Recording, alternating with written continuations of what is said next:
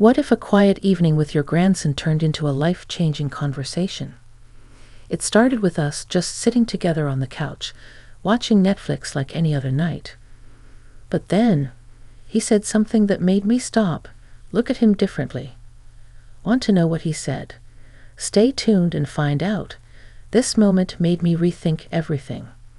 Where are you watching us from today? Drop your city in the comments below. I'd love to hear where you're joining from. And before we jump into the story, please hit that subscribe button and like this video. We've got plenty of stories like this coming your way. It was just another quiet evening, the sort where time seems to slow down, where the only sound is the low hum of the TV and the occasional shuffle of socks across the hardwood floors. I was sitting on the old, worn-out couch in my living room, a blanket draped over my legs, the TV flickering with whatever Netflix show we decided on for the night. It didn't matter much what was on. It never did. I had my grandson, Ethan, beside me. He was 15 now, almost a stranger in his own way. The baby-faced boy who used to run into my arms for a hug was now taller than me, and his laugh had deepened in ways I hadn't quite adjusted to. But there he was, sitting next to me, phone in hand, half paying attention to whatever we were watching. "Grandma, can you pass me the popcorn?" His voice was casual, but there was something in the way he asked that made me pause. I hadn't noticed it before, but the shift in his tone caught me off guard. I handed him the bowl, our fingers brushing just for a second. I smiled, trying to ignore the knot that was slowly forming in my stomach. Kids grow up too fast. That's something you hear all the time, but you never realize how true it is until it's happening to you. You go from holding them in your arms to holding on to memories of them being small, to this quiet, almost distant presence beside you. I took a deep breath and focused on the TV screen. Some lighthearted comedy. Perfect for a relaxed night. But as I watched, I realized that I wasn't really seeing the show at all. My thoughts kept drifting back to Ethan. "Hey, Grandma." I glanced over at him, a little startled. It was rare for him to speak up unless he had something on his mind, but this felt different. His eyes were focused on the screen, but there was a certain weight behind his words. "Yeah." He paused, shifting his position on the couch, as if he were gathering his thoughts. Then he turned to face me. His expression was soft, almost uncertain, and for a moment, I wondered if he even realized how much of a grown-up he was becoming. I think I've been spending too much time looking down at my phone," he said, his voice hesitant, like he was testing the waters to see if I would understand. I raised an eyebrow. "Isn't that what everyone does these days?" "Yeah, but I don't know." He put his phone down on the couch beside him, the sound of it landing softly against the fabric. "I just feel like I've been missing a lot of things. Like I've been so focused on what's next or what's happening online that I forgot to just be here. You know?" There was a pause, and in that silence, my heart seemed to skip a beat. Did he just say that? "Are you saying you're not paying attention to the show?" I tried to make light of it, but my words didn't come out as casually as I intended. He shook his head, a small grin tugging at his lips. "No, not just the show. I mean, life. I think sometimes I forget to just be present. Like right now, sitting here with you. I should be more focused on this moment." I wasn't sure what to say at first. I thought about the many conversations I'd had with friends about the way the world was changing so quickly. People were always talking about how disconnected we all seemed to be, how everyone's attention was fractured, divided between screens and notifications. But hearing it from Ethan, my own grandson, made it hit differently. "Ethan," I said, my voice softer than I meant it to be. "That's a pretty big thing to realize at your age." He shrugged, still not fully meeting my eyes. "I guess, but it feels true, you know. I don't know when I started feeling so distracted, but I think I'm tired of it." I sat back, looking at him, really looking at him. There was something so honest about the way he spoke, something so mature. For a few seconds, we just sat there, side by side, in comfortable silence. The glow from the TV lit up his face, casting soft shadows across his features. The world outside felt so distant, so irrelevant. It was just us in this moment, this rare, fleeting moment where he was sharing something that mattered. "I'm proud of you, Ethan," I said quietly. "You've got wisdom beyond your years." His face flushed just a little, the corners of his lips twitching into that shy smile that always reminded me of the little boy who would sit on my lap and tell me all his little secrets. "Thanks, Grandma. I think I just needed to say it out loud. I don't really talk about this stuff with anyone else." It was then that I realized this conversation, this simple moment, was one of those rare, priceless exchanges that didn't need to be flashy or profound. It was just the two of us, speaking from the heart, in a way that didn't need to be fixed, but simply understood. And just like that, in a world where everyone was always looking ahead, I realized that perhaps the most important thing was not to rush to the next moment. Maybe the true value was in sitting together, in quietly acknowledging the simple, honest things that made us who we were. The evening unfolded slowly, like a soft melody that lingers long after the music stops. Ethan and I stayed seated on the couch, neither of us reaching for our phones again, as if we both had been given a new sense of purpose, a shared understanding that was bigger than any show we could be watching. The TV droned on in the background, the voices of the characters a mere hum compared to the quiet hum of our thoughts. I glanced over at Ethan. He was no longer slouched, eyes glazed over with indifference, as he often was when he zoned out in front of the screen. Instead, he had a sort of calmness to him, his posture a little straighter, his focus fixed not on the flashing images before us, but on the stillness of the room. "What made you think about all this?" I asked, unable to shake the curiosity buzzing in my mind, about not being so distracted. Ethan hesitated, his gaze shifting to the window for a moment, as if searching for the right words in the quiet night outside. When he finally spoke, his voice was quieter than usual, more introspective. "I don't know. I guess I've been feeling kinda disconnected lately," he admitted, the words coming out more slowly than I was used to hearing from him. "Like I get home from school, and I just go straight to my room. I go on my phone, then the computer, then maybe I'll watch something, but nothing really feels like it matters. It's all just noise.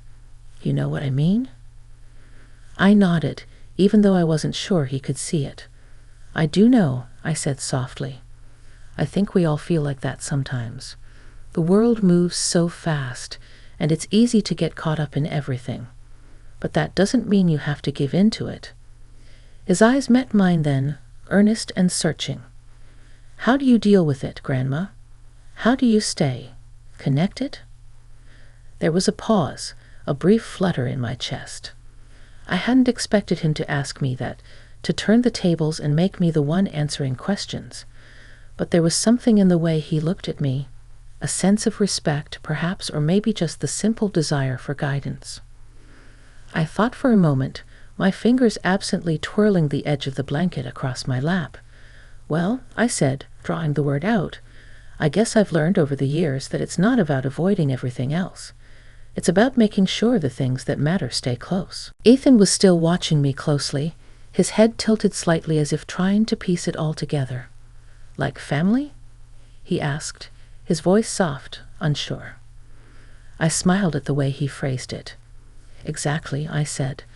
"But it's more than just family. It's about being present with the people who matter, whether it's me, your friends, or even just the small things that make life worth living. You don't need to be constantly running towards something new or worrying about what's next. You have to take a breath, slow down, and appreciate the moment."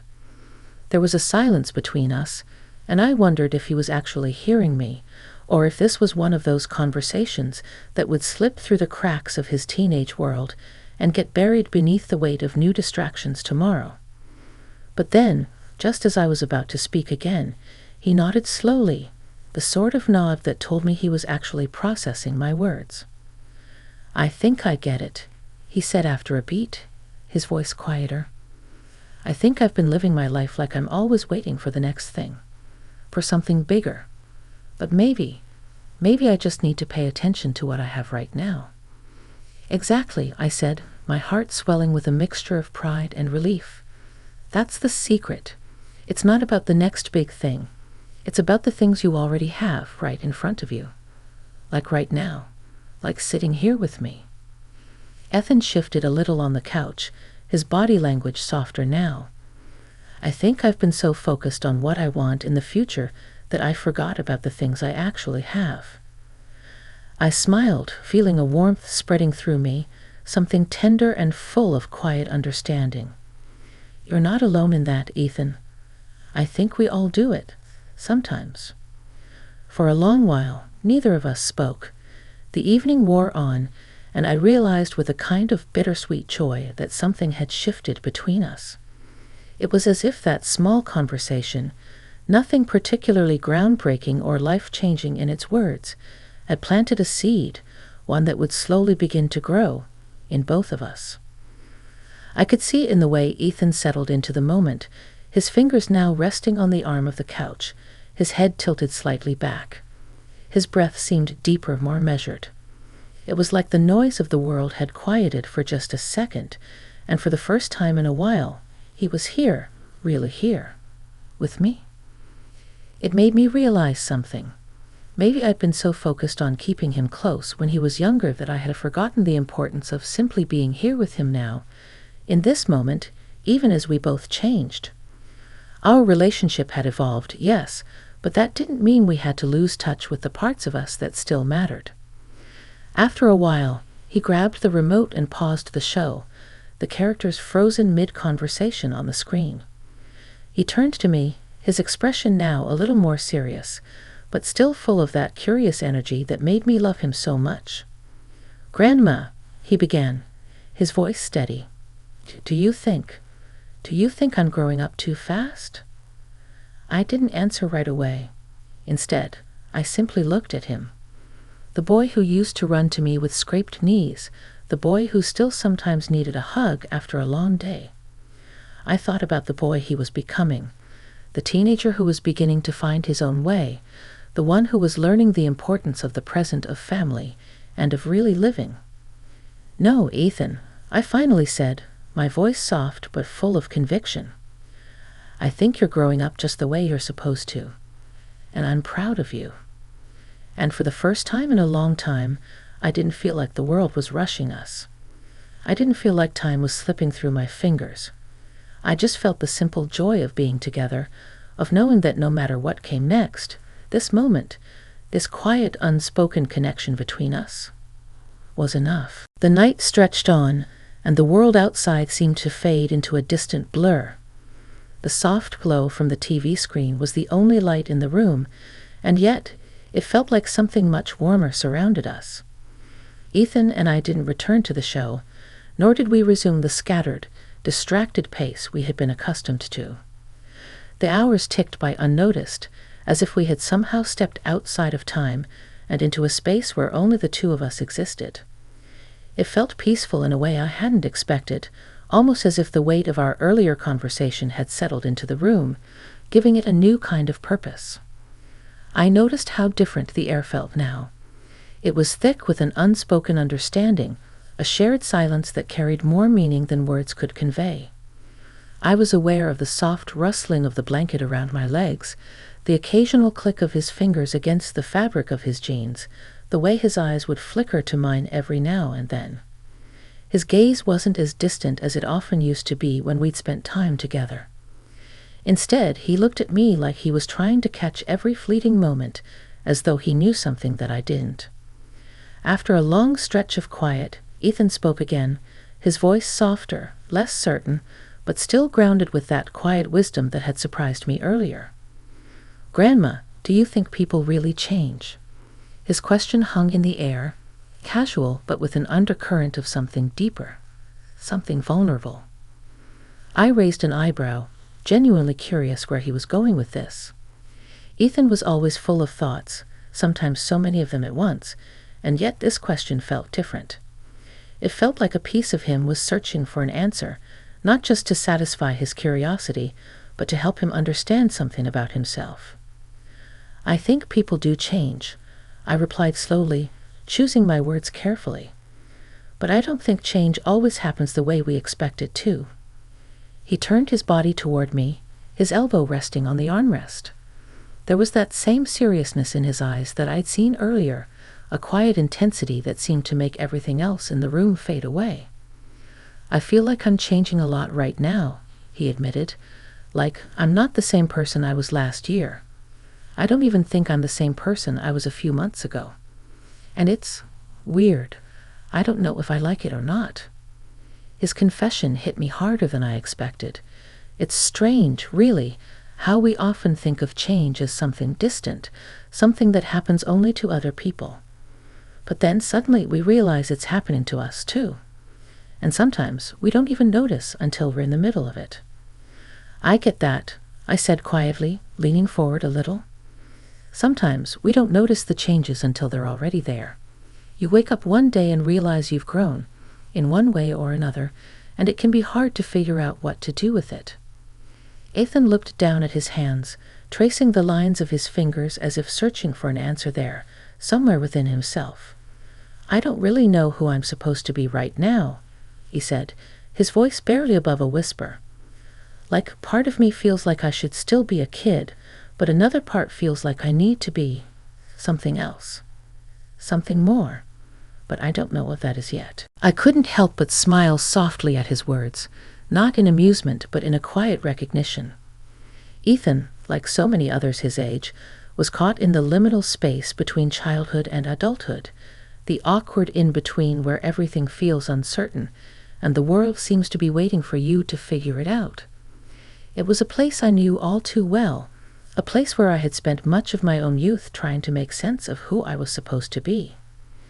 "You don't have to figure everything out right now," I said gently, meeting his gaze. "Life isn't a race. It's okay to not have all the answers. What matters is that you're trying to understand who you are, and that's enough." There was a long pause. For a moment, Ethan seemed to absorb my words, his mind turning over the idea that he didn't have to rush into becoming whoever he thought he was supposed to be.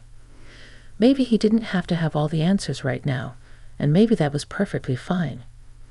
After all, I had learned that lesson much later in life, only to realize that waiting for the perfect moment to figure things out often led to more confusion than clarity. "You know, Grandma," he said after a while, his tone lighter now, though still thoughtful. "I think I might have been stressing out about all this change too much. Maybe it's okay if I don't have it all figured out yet. Like you said, I don't have to race through it." I chuckled softly, relieved to see the tension in his shoulders ease. "Exactly. Life will show you where you need to go. You don't have to force it." Ethan shifted on the couch, his body relaxing into the cushions, as if the weight of the conversation had lifted off of him. The room felt warmer somehow, the space between us now full of quiet understanding, rather than the uncertainty that had lingered before. "I don't think I've ever really thought about it like that," he said with a quiet smile, the kind of smile that made me feel like I'd just shared a secret with him, a piece of wisdom that might stick with him long after the night ended. "Well, I'm glad I could help," I replied with a wink, nudging him gently with my elbow. "Just remember, it's okay to take it one step at a time." There was a beat of silence, but this time it didn't feel heavy. Instead, it felt like the kind of pause that was filled with possibility, the kind that happens when you realize you're not alone in this journey, when someone else is walking beside you, offering support, and waiting for you to figure things out at your own pace. And in that moment, I realized something. I wasn't just teaching him. He was teaching me too. The world changes constantly, that much was true. And in many ways, Ethan and I had both changed since this evening began. But what I had come to understand, in a way I hadn't quite expected, was that change didn't need to be something feared or rushed through. It could be something beautiful, something that unfolded slowly and softly, just like this evening. And maybe, just maybe, the most important thing wasn't about figuring it all out, but about sharing these moments with the people we love, letting the change come when it's ready, and learning together how to be present through it all. The next few days passed in a blur of routine, a mixture of school, chores, and quiet moments spent in each other's company. But something had shifted, and it wasn't just me who felt it. Ethan seemed to carry a new quietness about him, a depth I hadn't noticed before. He still had that typical teenage energy, the quick humor and the occasional annoyance when I'd ask him to help with something. But there was something else now, something more reflective. He had a new way of looking at the world, as if he had taken a step back to observe it rather than just rushing through it. One afternoon, a week after our conversation on the couch, Ethan walked into the kitchen where I was fixing dinner, his movements slow, almost deliberate. "Hey, Grandma," he began, looking at me with that same thoughtful expression from the night we'd shared our talk. He scratched the back of his neck, a nervous habit he picked up over the years. I was thinking about something we talked about. I paused, knife midair, as I chopped vegetables. I set it down, giving him my full attention. "What's on your mind?" I think I want to slow down more. I mean, I don't want to be that kid who spends every minute on their phone, you know? I want to be more like how you live, like with intention. I feel like I've been letting things slip by too fast. His words hit me in the chest, a soft, unexpected ache. It was as if, in the short time since our talk, he had internalized what I had shared with him. It wasn't that I had expected him to change overnight, but there was something so profound in hearing him say that, as if he were already making the effort to live with more awareness and presence. "You already are, Ethan," I said, my voice gentle. "The fact that you're thinking about it shows how much you've grown. I'm proud of you." He grinned at me then, that familiar, shy smile of his that made my heart swell with pride. "Thanks. I guess I'll try to spend less time scrolling and more time being, well, here." I chuckled. "Well, I can't ask for much more than that. Just remember, it's not about being perfect. It's about being real." He nodded thoughtfully, his eyes serious. "I get it. And I think I want to spend more time doing things with you, like just being with you without distractions. I don't want to miss out on that." I felt my throat tighten. The words were simple, but they held a depth that I hadn't expected. For a long time, I had worried about Ethan pulling away, about him becoming too absorbed in his own world to remember the value of the time we spent together. But in this moment, he had shown me something I hadn't realized I needed to see, a reminder that love doesn't always need to be forced. It simply needed to be acknowledged and appreciated, even in the quietest of moments. "Ethan, I think that's the most wonderful thing you've said in a long time," I said, my voice thick with emotion. "And I'm so glad you feel that way." He grinned again, his eyes bright with sincerity. "I do. I really do." Later that night, as we sat down for dinner, something about the way we talked, the way we simply shared space, felt different. There was a lightness between us, a quiet understanding that wasn't there before. The conversations flowed more easily now, no longer cluttered with the weight of things unsaid. It was as though the barrier that had once existed between us, the space that distance and distraction had created, had melted away. Over the next few weeks, Ethan made a point to spend more time with me.